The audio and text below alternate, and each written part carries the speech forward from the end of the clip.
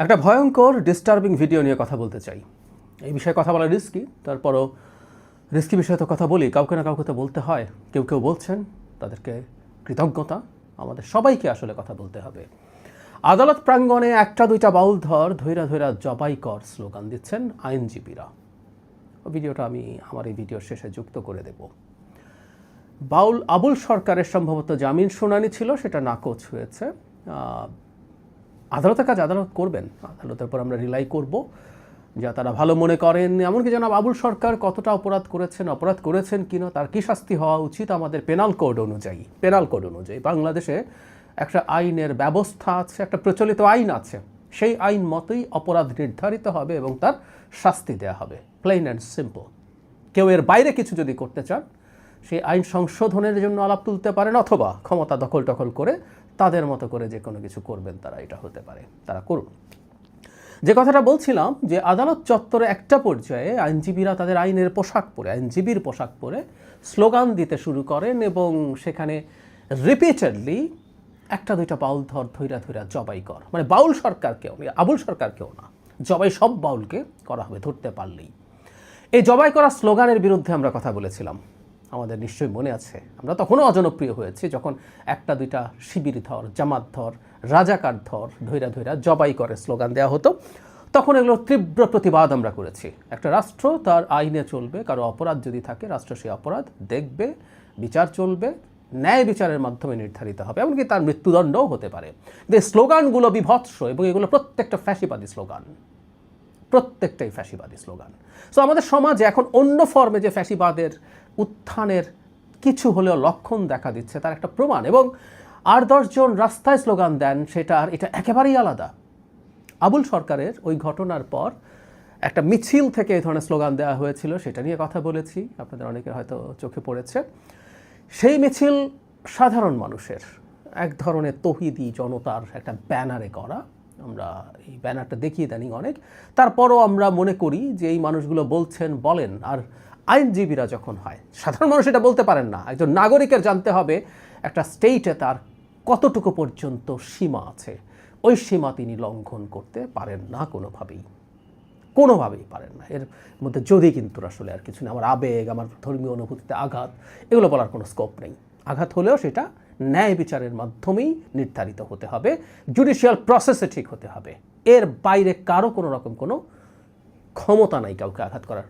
কেউ দাবি জানাতে পারেন, মিছিল করতে পারেন, প্রতিবাদ করতে পারেন, কিন্তু ধৈরা জবাই করার স্লোগান দিতে পারেন না। বা এমনকি একটা পর্যায়ে কেউ ধৈরা জেলে মানে বাউল হলেই জেলে ভরতে হবে কেন? কেউ যদি কোনো অপরাধ করেন সেই ক্ষেত্রে জেলে ভরার প্রশ্ন আসতে পারে। এমনকি যে মানুষটা জেলে গেছেন তার জামিন পাওয়ারও অধিকার আছে, তার বিচার চলুক, জামিন পেতেই পারেন তিনি। বিচারে যদি তার সাজা হয় তিনি সেই সাজা খাটবেন, এটাই তো নিয়ম। কিন্তু যে কথাটা বলছিলাম, আদালতে আইনজীবীরা, মানে আমাদের সব কিছু পচে গেছে, এই ধরনের একটা পরিস্থিতি মনে হয়।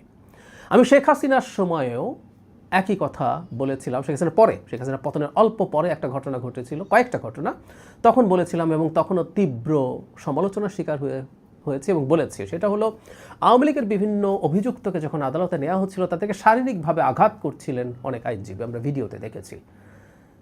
মানে আমাদের আইনজীবীদের সংবিধান, আইন, এগুলি একটু বেটার পড়াশোনা থাকা আমরা এক্সপেক্ট করি।